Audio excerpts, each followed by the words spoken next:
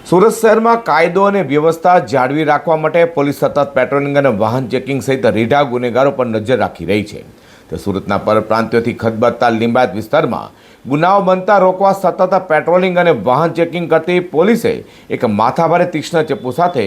આરોપીને ઝડપી પાડ્યો છે.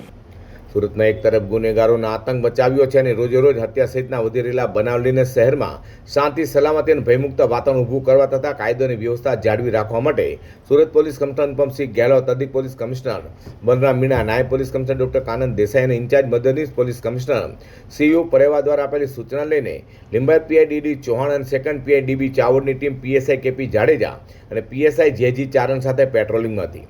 લિંબાયત જંગલસા બાવા દરગાહ પાસે પેટ્રોલિંગ કરેલી પોલીસ ટીમના અનામ હેડ કોન્સ્ટેબલ વિક્રમ ગોવિંદભાઈ, અનામ હેડ કોન્સ્ટેબલ અનિરુદ્ધસિંહ પ્રહલાદસિંહને એક ઈસમ મુજમેલ પઠાણ શંકાસ્પદ લાગતા તેના આંતરિક તેની જટી લેતા તેની પાસેથી તીક્ષ્ણ ચપ્પુ મળી આવતા પોલીસે માથાભારે બેસ્તાન આવાસમાં રહેતા મુઝમિલ મુનવરખાન પઠાણની ધરપકડ કરી સળિયા પાછળ ધકેલી દીધો હતો.